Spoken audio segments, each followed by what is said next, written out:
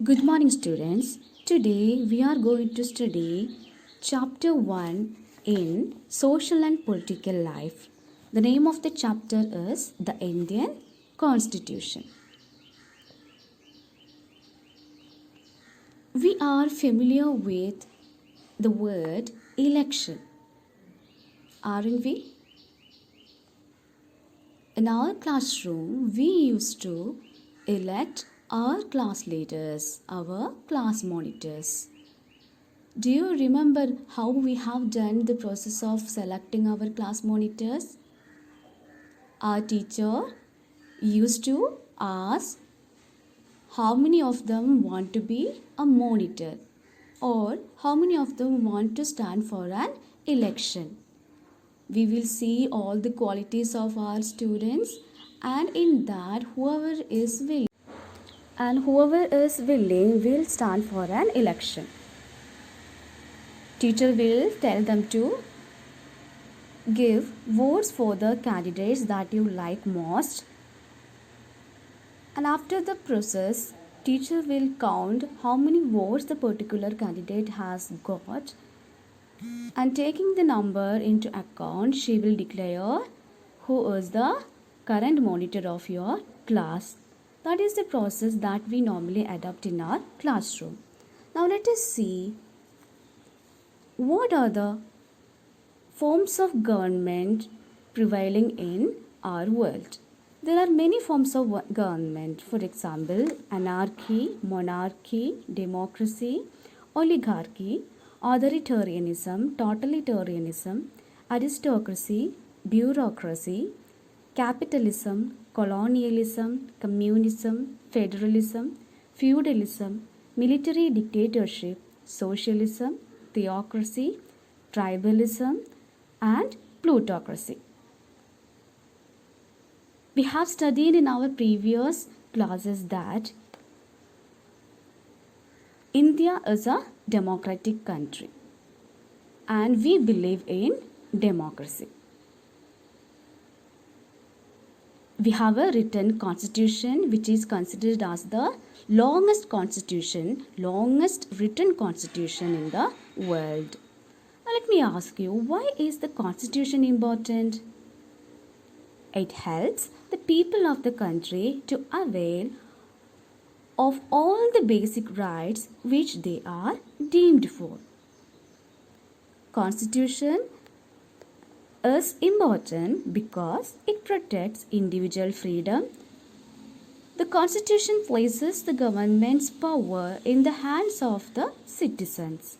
It limits the power of the government and establishes a system of checks and balances. Let us see the important characteristics of a constitution, especially Indian constitution. Indian constitution establishes the main organs of the government: the executive, the legislature, and the judiciary. I have already told you it was the longest written constitution in the world. The Constitution of India is the supreme law of India. Dr. B.R. Ambedkar, chairman of the drafting committee, is the chief architect of our constitution. It was adopted by the Constituent Assembly of India on 26 November 1949 and became effective on 26 January 1950. So these are the basic information that we should remember in order to begin our chapter, the Indian Constitution. And we have to follow these set of rules. As we know that rules which are prescribed for each and every game help us to differentiate from one game to the other. Like this, a society also has constitutive rules that make it what it is, which will help us to differentiate from the other kinds of societies. And we know that in our society, so many communities of people are living together. And there are different types of rules which are formulated through consensus. Do you know the meaning of the word consensus? Consensus means a process of decision making. It can be a general agreement among the members of the community. And in modern countries, this consensus, this process of decision making, is usually available in written form. We call this written document as a constitution.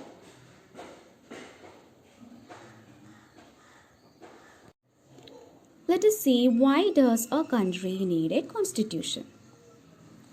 Today, most countries in the world have a constitution. While all democratic countries are likely to have a constitution, it is not necessary that all countries that have a constitution are democratic. The constitution serves several purposes. First, it lays out certain ideals that form the basis of the kind of country that we as citizens aspire to live in. Or, put another way, a constitution tells us what the fundamental nature of our society is. A country is usually made up of different communities of people who share certain beliefs but may not necessarily agree on all issues. A constitution helps serve as a set of rules and principles that all persons in a country can agree upon as the basis of the way in which they want the country to be governed. This includes not only the type of government but also an agreement on certain ideals that they all believe the country should uphold. As we have discussed earlier, a country is made up of different communities of people, and we know that these different communities of people will be having or will be sharing certain agreements or certain disagreements. In this case, a constitution helps, which will be serving with a set of rules and principles that all the persons who are living in the country should be agreeing to what the constitution is telling us or what the constitution is demanding us to follow or to perform.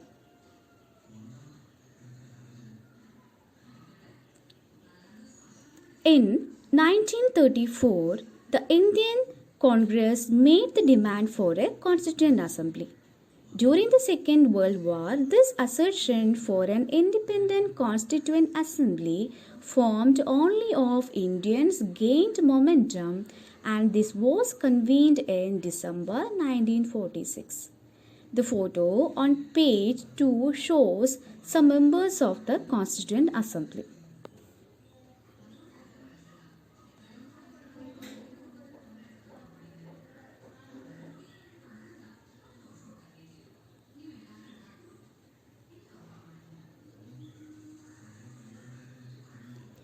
Between December 1946 and November 1949, the Constituent Assembly drafted a constitution for independent India.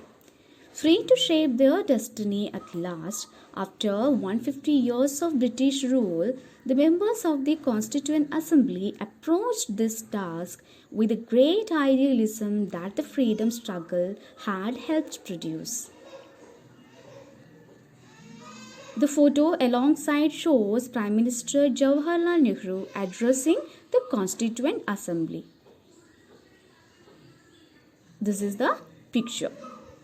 There you can see our former Prime Minister Shri Jawaharlal Nehru is addressing the Constituent Assembly.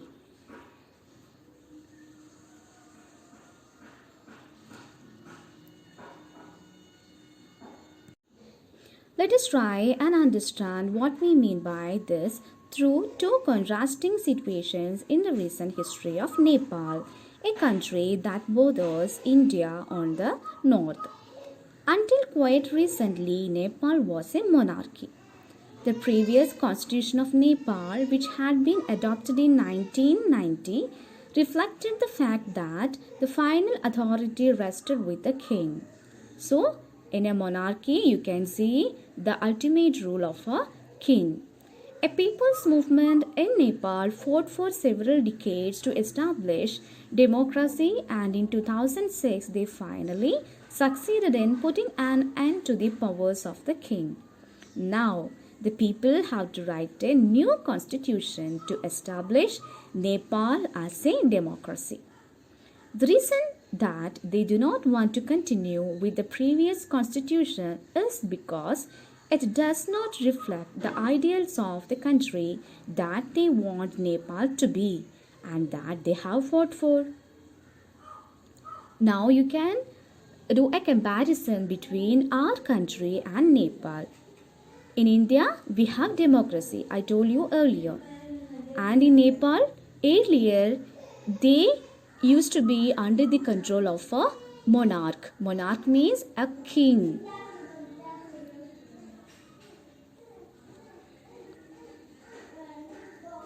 And finally, they have fought for their rights because they wanted to be free from the clutches of the monarchy.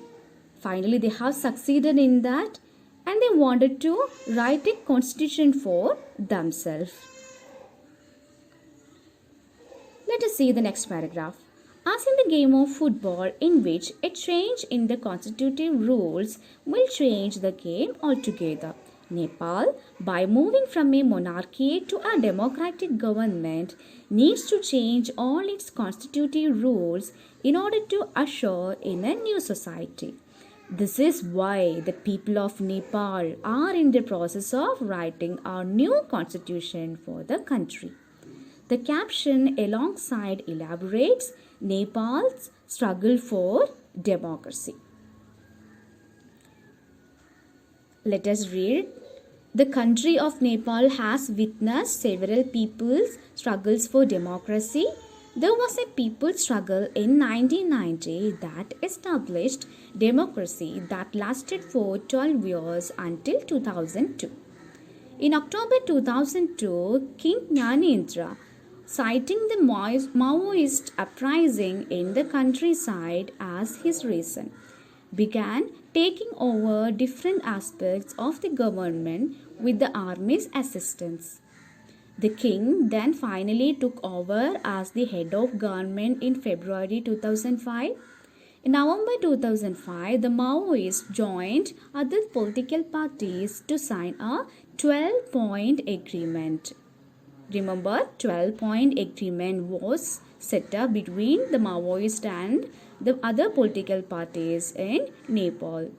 This agreement signaled to the larger public an imminent return to democracy and peace. In 2006, this people's movement for democracy began gaining immense force. It repeatedly refused the small concessions that the king made, and finally, in April 2006, the king restored the third parliament and asked the political parties to form a government.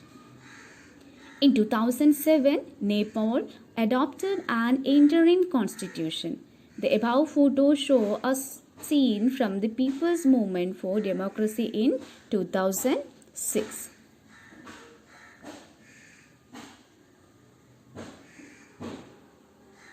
The second important purpose of a constitution is to define the nature of a country's political system. For example, Nepal's earlier constitution stated that the country was to be ruled by the king and his council of ministers. In countries that have adopted a democratic form of government or polity, the constitution plays a crucial role in laying out certain important guidelines that govern decision making within these societies. So, in these paragraphs, we can get to know what are the important purpose of a constitution. We have done a comparative study between our country and Nepal. These paragraphs show how much Nepal had demanded for democracy. We know that there are certain advantages of a citizen who is living in a democratic country, but the conditions will be very different from those people who are living under monarchy or who are living under bureaucracy. Here, the constitution plays a crucial role in laying certain guidelines, important guidelines that govern decision making within these societies. In a democracy, we choose our leaders so that they can exercise power responsibly on our behalf. That is the advantage of a democratic country. Here we can select our leaders and these leaders will exercise their power responsibly on our behalf. Do you remember? However, there is always the possibility that these leaders might misuse their authority, and the Constitution usually provides safeguards against this. This misuse of authority can result in gross injustice as demonstrated in the classroom situation below. Let us see what is the classroom situation given here in our textbook. Suresh is the class monitor. He is a bully. His classmates are not too fond of him. Mrs. Rao, the class teacher, has to leave the classroom on some urgent work. She asks Suresh to mind the class. Suresh starts picking on Anil. Anil, today I am going to report you to Mrs. Rao. But what have I done? When Mrs. Rao returns to the class, Ma'am, while you were away, Anil kept talking loudly and disturbing the class. He would not listen to me. Anil, you will have to stay back after school today and write, I will not disobey the class monitor 100 times. But ma'am, I did not do anything.